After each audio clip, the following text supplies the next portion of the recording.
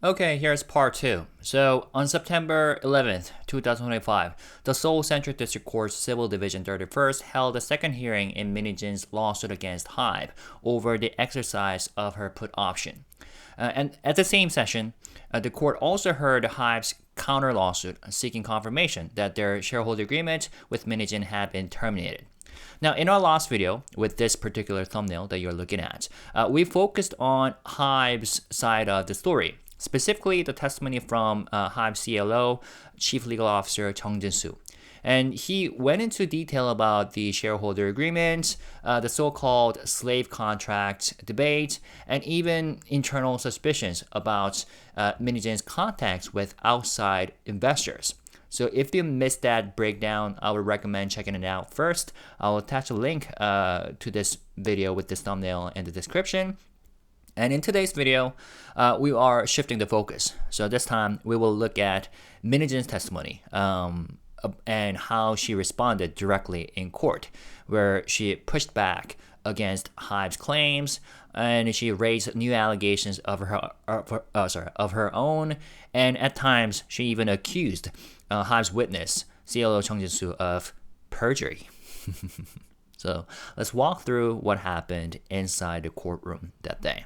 Now, yes, indeed, Minnie-jin herself appeared as witness, and according to articles, CLO Jin-soo was questioned for 4.5 hours. He responded to lawyers from both sides, HYBE,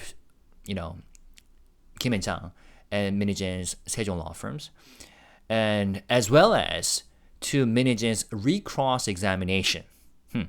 And in the end, Minnie-jin herself was not questioned that day because of time constraints. I heard that it ended at around 8 p.m. In the evening. And she will be questioned, I think, in November. I will let you know at the end of this video. Now, the core dispute remained the same, whether HYBE's termination of the shareholder agreement was legally valid. And the key points of contention were the non-compete clause, allegations of album stuffing, the so-called chart manipulation, and Minnie-jin's alleged contacts with outside investors.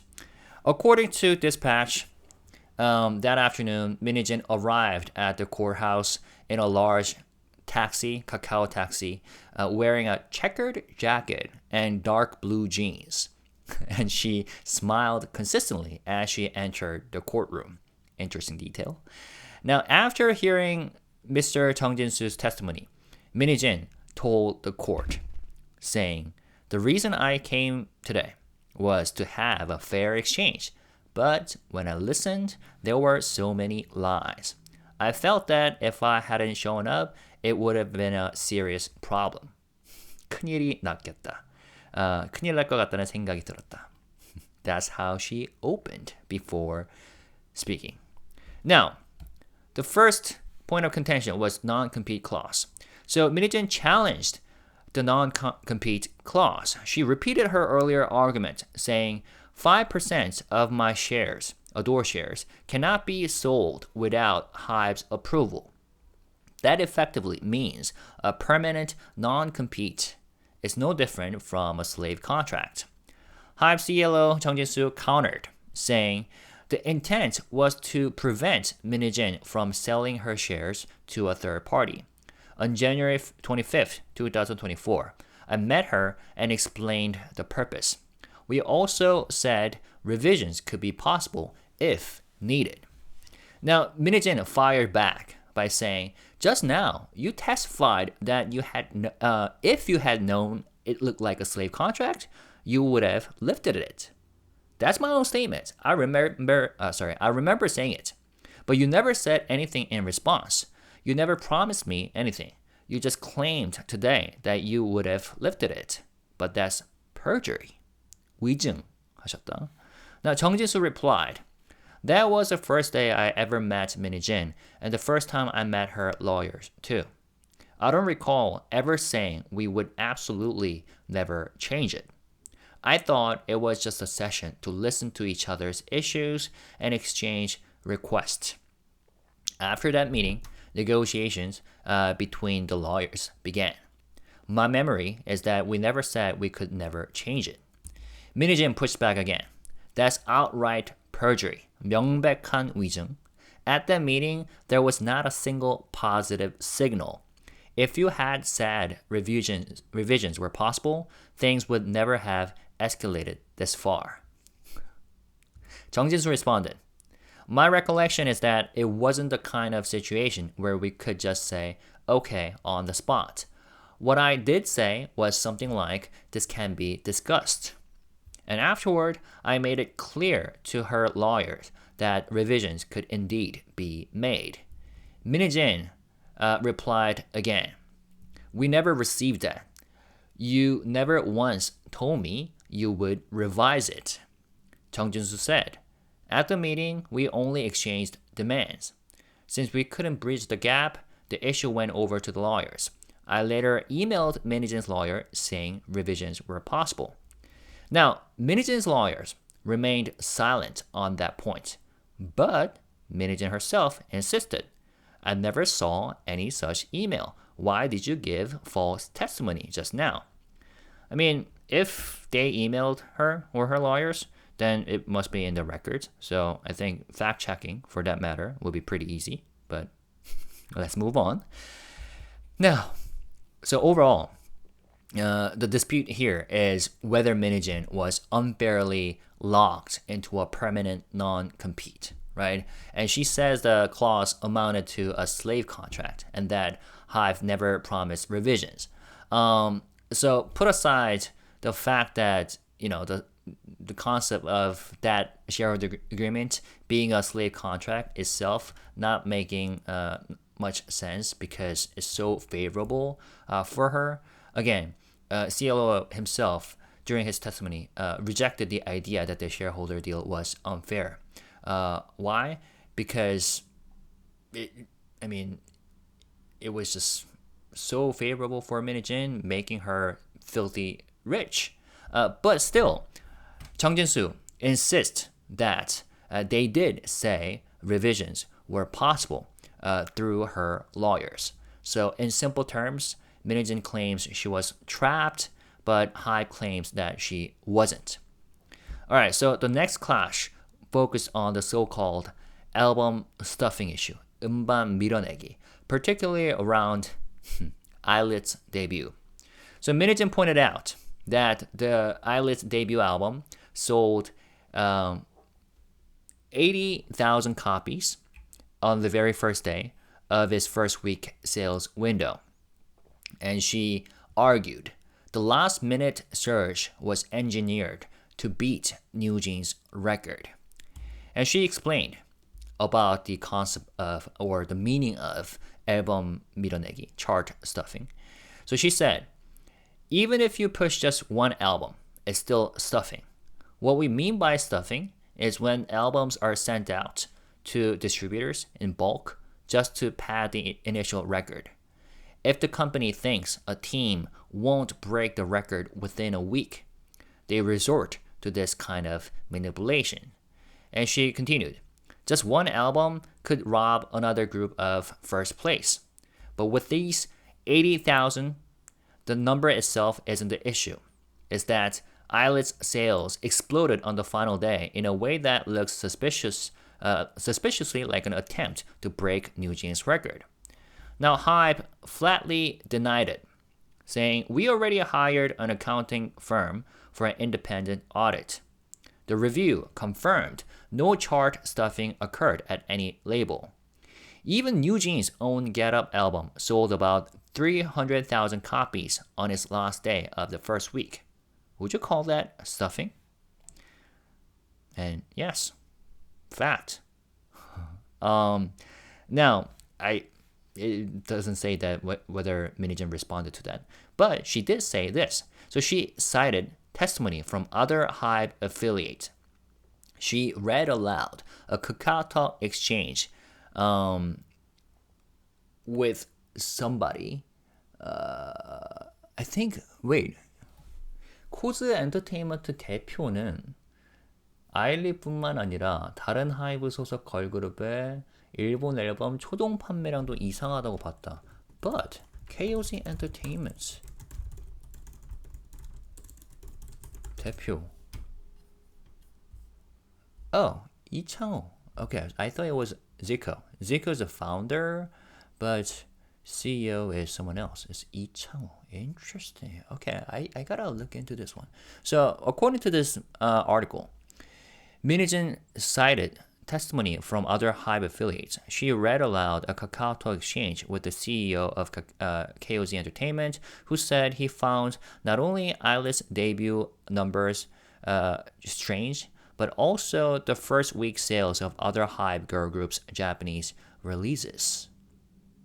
Other HYBE girl groups' Japanese releases. Are they referring to the Seraphim? She also referenced a former HYBE Japan interpreter who had attended internal management meetings. According to Minijin, the interpreter told her that during one meeting, executives discussed how to handle unsold stock left over from stuffed shipments. Now, HYBE attacked the credibility of these witnesses. They claimed that Minijin had exploited her senior position to coax supportive statements, saying, when we later spoke directly with these people, they admitted they were only humoring her. That's just, going with the flow when they talked with Minijin. Now, according to Lee Jin-ho, who attended the courtroom event, the courtroom case that day as an observer, I heard that the courtroom was packed that afternoon. So according to him, HYBE's CLO Jin-soo even alleged that Minijin had promised this so-called Japanese interpreter, the former HYBE Japan interpreter, that she would give him or her a favorable position at ADOR as an inducement. And again, according to him or his lawyers, HYBE's lawyers, when we later spoke directly with these people, they admitted they were only just humoring her. Okay. That's really interesting. And if Minijin did really promise that interpreter, Japanese interpreter, a favorable position at ADOR, that's problematic. Now, so overall, the dispute here is whether Minijin was unfairly that was non-compete clause. So contention here is about ILI's debut album, right? Minijin is claiming that HYBE did a chart manipulation for ILI's debut album, right? Accusing HYBE of manipulating sales numbers for ILI's debut album to beat New Jeans' record. And she, pointed to an unusual last day sales spike of 80,000 copies. And she even, cited messages and testimony from other HYBE affiliates. But HYBE denied it, citing external audits, and suggested that Minijin pressured others into echoing her suspicions. So, basically, Minijin is saying HYBE juiced sales, and HYBE is saying that it was normal demand, and Minijin was spreading rumors. And yes, for the Get Up album, New Jeans, the sales kind of jumped on the last day, July 27th, about 300,000 copies. Now, interestingly, Minijin herself had also mentioned the stuffing issue in an April 20th, 2024 KakaoTalk exchange with the VP, Lee Sang-woo, the former VP of ADOR, Lee Sang-woo. So she wrote, "Our goal isn't to fix things. HYBE's punishment or reform doesn't matter. The goal isn't reform. We are just filing complaints. The mothers of New Jeans will hit the Fair Trade Commission immediately, fast and hard. Whether the FTC investigates or not, the issue will blow up and shake the world." So this context explains Jin-soo's earlier testimony that afternoon. who said, I recall receiving a tip that ADOR's deputy CEO or vice president had met with Yeouido brokerage analyst and spread a false rumor that HYBE artists were engaging in chart stuffing. And he also said that when the second complaint email raised the issue, we conducted a full review across all labels and sent back a detailed reply. Later, when I asked the deputy CEO if Minijin had even read our response, he said she hadn't. That left us deeply deflated, and it reinforced our view that the email wasn't meant as a good faith complaint. Let's move on. So the third major battlefront was over Minijin's alleged investor contacts. So HYBE accused her of secretly meeting outside investors, including executives at Naver, Tunamu, and Japanese investors, and even representatives of Saudi Arabia's sovereign wealth fund. And they accused her of meeting these investors as early as January 2024. Naver, again, is one of the largest platforms in Korea. In fact, the largest search engines platform in Korea. And Tunamu is a company that operates the largest cryptocurrency exchange in Korea. Now, they argue that Minijin not only reached out, but also spread damaging rumors about HYBE during those conversations, citing direct tips from investors themselves, meaning these investors told HYBE about what she did and what she said directly. Now, Minijin countered that her meeting with Naver was actually the work of ADOR's then deputy CEO, VP Lee Sang-woo, not her. It could be Lee Sang-woo or it could be Shin Dong-hoon. I don't know, but it just says that then deputy CEO or vice president. She said, I only learned about it after this controversy broke out. That's why the deputy CEO personally wrote a statement confirming that I never met investors, she argued. She also added, I never sought out any of the other investors either. If it's true, bring the evidence or put them on the stand. In fact, the head of one of those firms only reached out to me because they wanted tickets to New Jeans' Tokyo Dome concert. Now, HYBE pushed back. We have evidence that Minijin met with representatives of Saudi Arabia's sovereign wealth fund. Detailed records of what was discussed exist, and we'll be submitting them to the court. But Minijin scoffed, laughing, saying, it's amazing how you can have evidence of a meeting that never happened, she said, laughing. But HYBE's side asked the judge to intervene. Please warn Minijin not to make sarcastic remarks. Oh, goodness.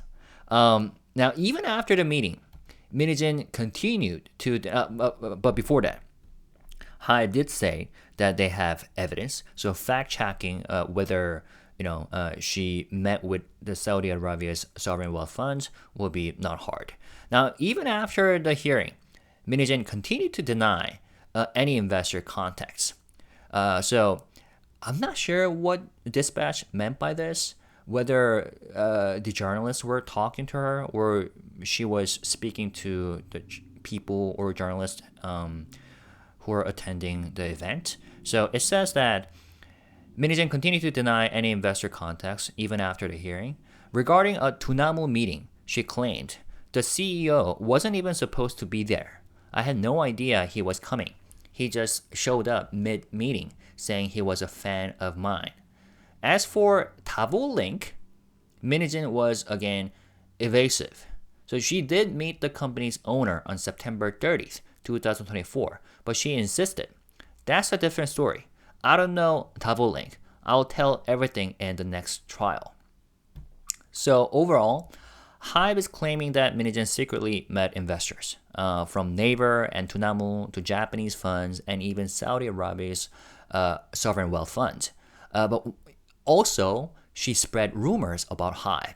And Minijin is denying this, saying either her deputies acted alone or that she didn't know who would show up at meetings.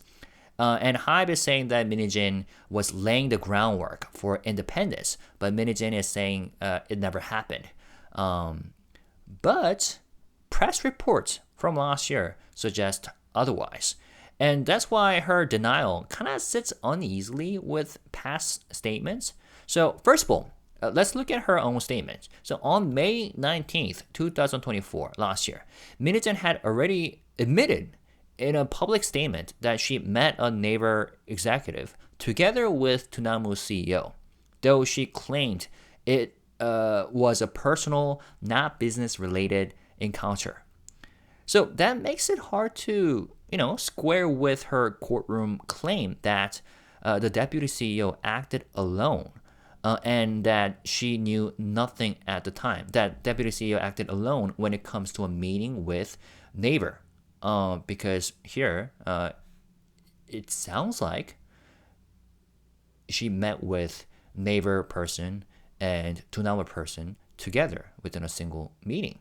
So I don't know what's going on with that. Now, the Tavolink case is even more problematic. Why?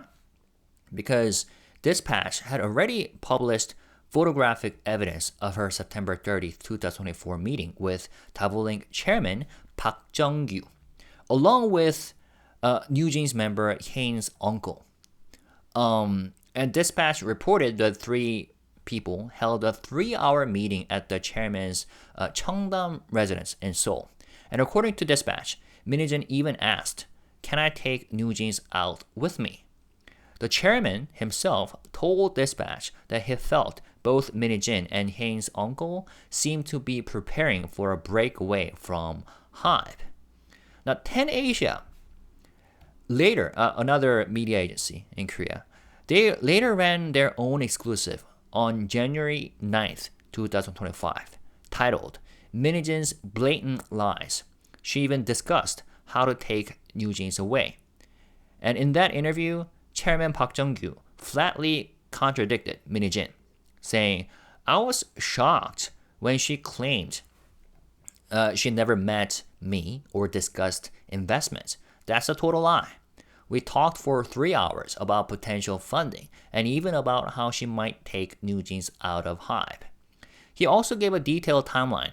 So in late August 2024, Hain's uncle called him after a round of golf, urging him to meet Minijin. At first, he refused to provide 5 billion Korean won in direct funding, but he proposed an alternative option. That is, transferring ownership of Tavolink to Minijin's side. And under that plan, Hain's uncle would front the purchase, but Minijin would ultimately control the company. And he explained that this way, he could profit from a share sale while Minijin secured the capital needed for her new business. And Chairman Park Jung-gyu recalled that Minijin explicitly asked, "Can I really bring Heejin out with me?" And he said that he cautioned Minijin that unless she gave something up, no one would let her walk away with the group intact. And most of the 3-hour meeting was Minijin venting about her conflict with HYBE and her resentment toward Pang Xiao, he said. At one point, she even referred to Pang Xiao with an insult, "that pig," which Park Jung-gyu said made him realize that this isn't someone I can work with. So in the end, the deal went nowhere, but Chairman Park Jung-gyu said that he was infuriated when Minijin later denied even meeting him. He said, "She's making me look like a liar." That denial shook investor circles, even affecting stock prices. So yes, Tavolink is listed in the Korean stock exchange, and when Minijin out of nowhere denied meeting any investors, the stock price plummeted that day. So Minijin's denials could potentially raise legal stakes, because if she met outside investors while still a registered ADOR director at the time, she could face breach of fiduciary duty, peimjue charges.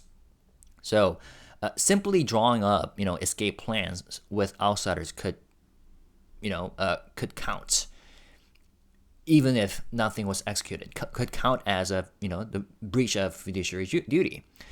So her conversations about taking Heejin out strengthen suspicions of tampering. And that's what these two articles, one by Dispatch and another by 10 Asia, were discussing at the time.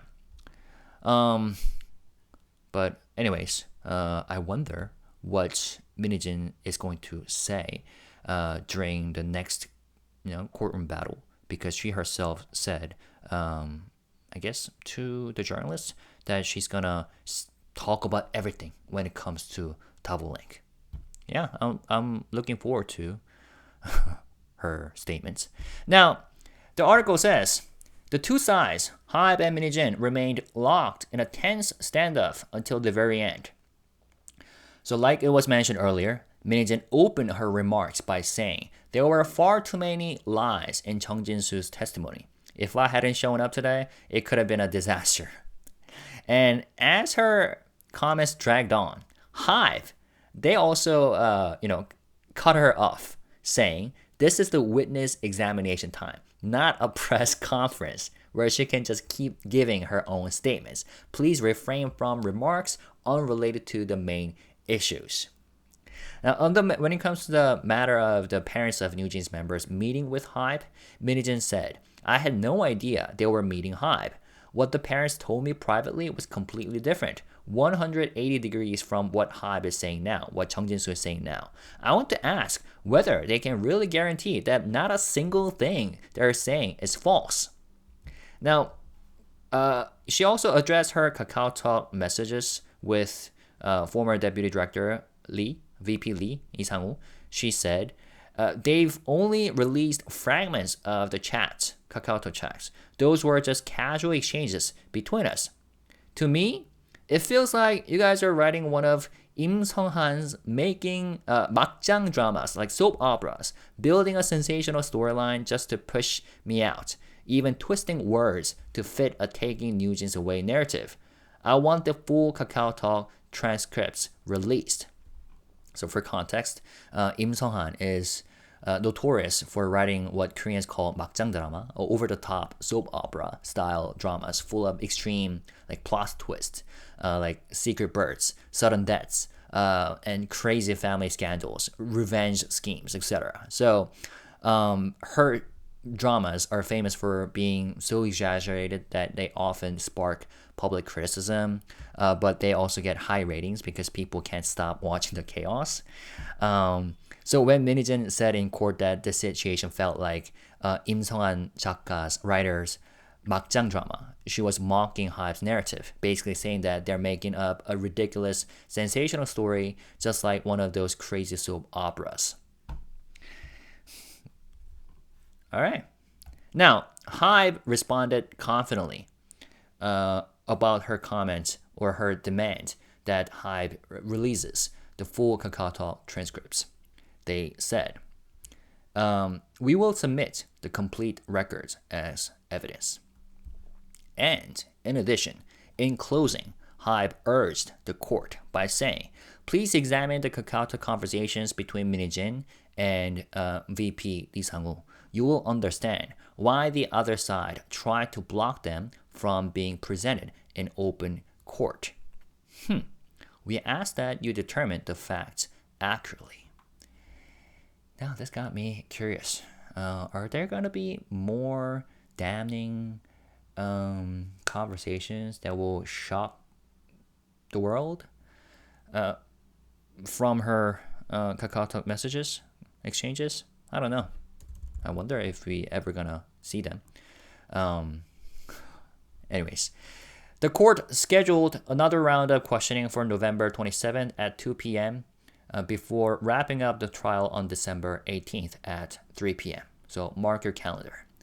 Now, according to reporter Hee-jin, who runs his own YouTube channel, and he did a live stream recently, there was a noticeable difference in tone between the legal teams, lawyers, during the hearing. So HYBE's Kim In-jang's attorneys and HYBE CLO Jin-soo kept their voices calm and steady, but Minijin and her lawyers from Sejong reportedly raised their voices and argued more heatedly. So they were loud. And, in court, presentation matters sometimes almost as much as the facts. So a calm delivery, methodical delivery can project confidence and credibility, while shouting may be read either as passion or as a lack of control. So for Minijin, this could do two things. It might show how strongly she believes she's being wronged, but to a judge, it could also appear less professional compared to HYBE's measured approach. And one thing we have to keep in mind is that this is court. We're talking about court, and we're talking about professional judges. And she wouldn't be able to manipulate them as easily as she tried to do with the general public. It was also interesting to hear that this particular lawyer from Sejong law firm who was present during her Minijin's press conference last year, she was especially passionate in court that afternoon. And if you remember, after the injunction result came out, the first injunction case between Minijin and HYBE, where Minijin won, this lawyer, Lee Sung-mi, wrote on her Facebook that the reason why I was smiling very mildly during the press conference was because I knew we were going to win. So I guess she's such a character, and I have a feeling that Minijin must be really, liking her. All right, so with both sides now presenting their testimony, it seems like this contrast is pretty dramatic. HYBE is framing Minijin's actions as calculated breaches of trust, while Minijin insists that she is being unfairly targeted and silenced. So the tension, even spilled into the courtroom style itself. HYBE's lawyers keeping their tone measured, while Minijin and her lawyers raise their voices in heated exchanges. So what do you make of that? As always, let me end with questions toward you guys. Do you think the difference in courtroom style will affect how the judge or judges view each side? And when you hear Minijin, pushing back on HYBE's claims about non-compete clauses or charge manipulation and investor contacts, do you find her defense convincing, or do HYBE's allegations seem stronger? Feel free to discuss in the comment section. But as always, let's stay positive, respectful, and classy. See you guys again. Bye-bye.